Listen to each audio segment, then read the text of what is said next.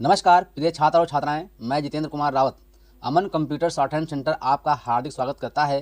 जो छात्र और छात्राएं सिंह प्रणाली शॉर्ट हैंड पूरी किताब पढ़ चुके हैं और उस किताब के मैटर की भी शॉर्ट हैंड डिक्टेशन स्पीड बना चुके हैं और उन्हें अधिक शॉर्ट हैंड डिक्टेशन स्पीड बनानी है तो संपर्क करें, क्योंकि हमने रामधारी गुप्ता की किताब में से 203 पेज डिक्टेशन के लिए हैं, जो प्रत्येक पेज में 400 शब्द हैं, जिनका डिक्टेशन 60, 80, 100 व 120 शब्द प्रति मिनट की स्पीड से 400 व 800 शब्दों पर दिया गया है।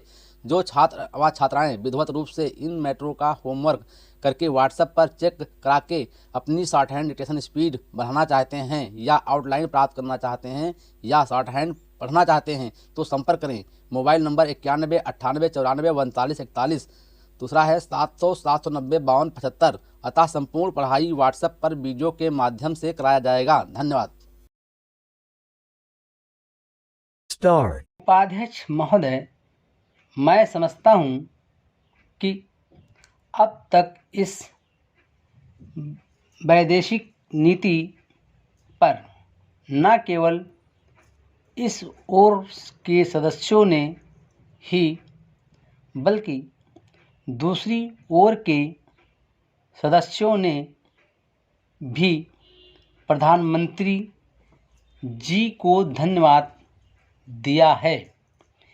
इसलिए मैं अपनी तरफ से धन्यवाद देकर उनका बोझ बढ़ाना नहीं चाहता। इसमें कोई संदेह नहीं कि इस सदन के सभी सदस्य, चाहे वे किसी भी पार्टी से संबंध रखते हों, इस बात से पूरे सहमत हैं कि हमारी विदेश नीति ने संसार में हमारा सिर ऊंचा उठा दिया है। हमने पंचशील के सिद्धांत को संसार के सामने रखा है।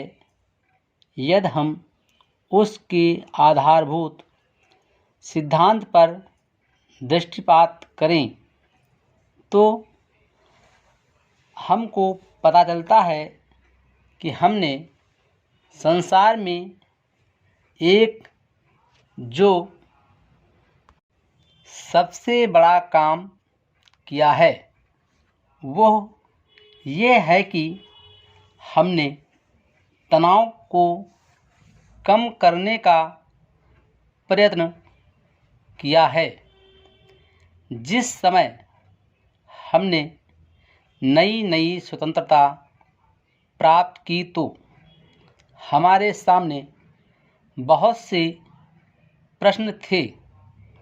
उनके साथ ही हमारे दो बड़े गुट थे, जो कि एटम बम और दूसरे बम लिए हुए हमको चुनौती दे रहे थे कि अगर हमने उनमें से किसी एक गुट में सम्मिलित नहीं हुए तो हमको बड़ी कठिनाई होगी। उस समय भी हमारे प्रधानमंत्री ने हमारे देश की वैदेशिक नीति को इसी तरह स्तर पर रखा, जिसके कारण आज हम संसार में अपना सिर ऊंचा उठा सकते हैं। हमने जो संसार के सामने पंचशील के सिद्धांत को रखा, उसका सबसे बड़ा फल ये हुआ कि एक सम्मेलन हुआ जिसकी ओर मैं आपका ध्यान दिलाना चाहता हूँ। इस सम्मेलन में बड़े उत्साह के साथ संसार के 29 राष्ट्रों ने, जो कि एशिया और अफ्रीका से संबंध रखते थे, यह घोषणा की कि हम संसार में तनाव कम करना चाहते हैं और साथ ही हम यह चाहते हैं कि संसार में जो विभिन्न सामाजिक और आर्थिक नीतियां हैं, वे साथ साथ चल सकें।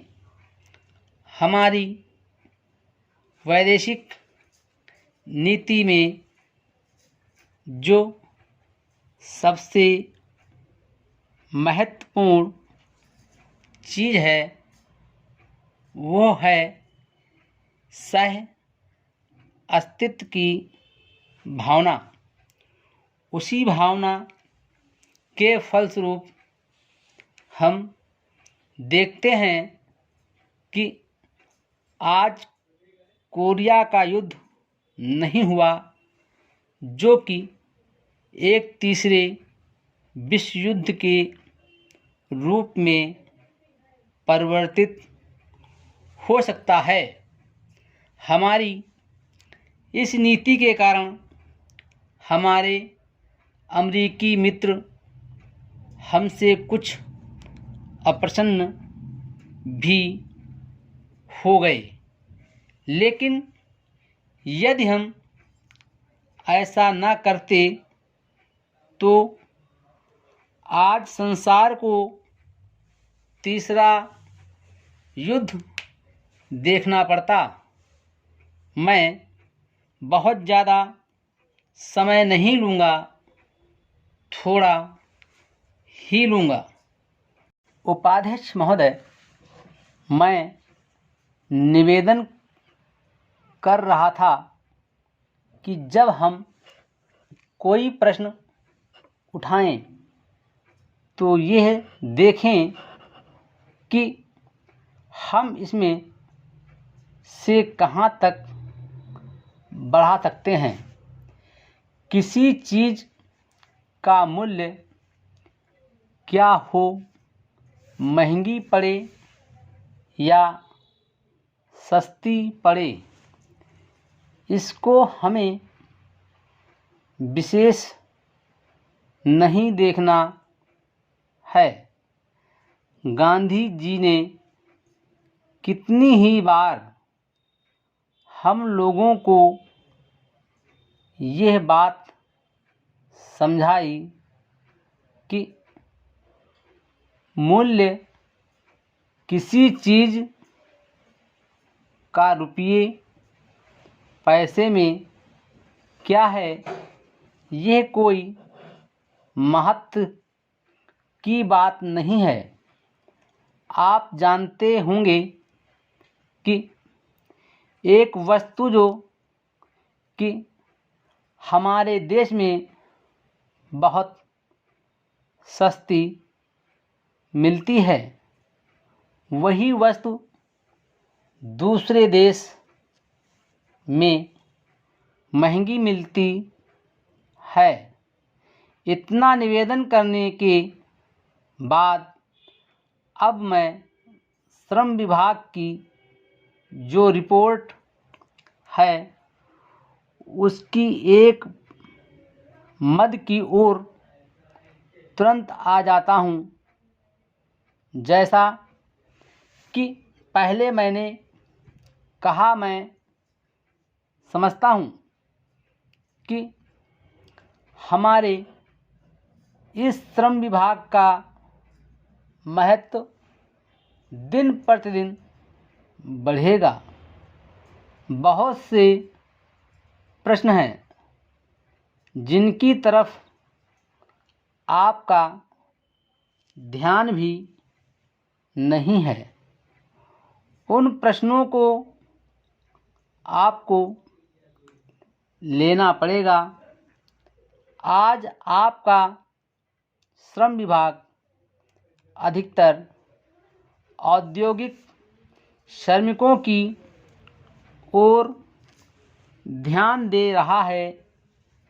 अभी हमारे माननीय सदस्य ने जो खेतिहर मजदूरों की दशा सुधारने की ओर भी आपका ध्यान दिलाया था और बतलाया था कि आज उनकी कैसी खराब हालत हो रही है, मैं उनसे पूरी तरह सहमत हूँ। हमारी सरकार का ध्यान देहाती श्रमिकों की ओर नहीं गया है। उनकी बड़ी बुरी हालत है। आपने उनकी दशा सुधारने के लिए क्या किया है? मैं पूछना चाहता हूँ कि जो लाखों और करोड़ों आदमी देहातों में बेकार बैठे हुए हैं, उनको मजदूरी और काम दिलाने के लिए आप क्या कर रहे हैं? करीब 7 लाख आदमी नौकरियों के लिए प्रार्थी है। जैसा कि रिपोर्ट में लिखा है, इनके अतिरिक्त कितने ही लाखों और करोड़ों आदमी देहातों में बेकार बैठे हुए हैं और कितने ही आधी बेकारी की हालत में हैं और श्रम विभाग उन बेकारों और आधी बेकारी वालों की संख्या पता लगाने में असमर्थ है। उनकी संख्या हमको कहीं नहीं मिलती है। मेरा निवेदन ये है कि हमारे देश में बेकारी बहुत अधिक है। जितना अधिक हम बेकारी को दूर कर सकें, उतना ही अधिक हम अपने देश की और समाज को सुखी बनाएंगे। इस कार्य में आपका और आपके विभाग का दायित्व बहुत अधिक है।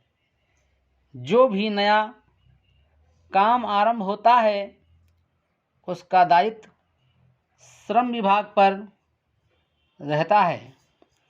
धन जनता की भलाई के लिए खर्च होना चाहिए। Full stop.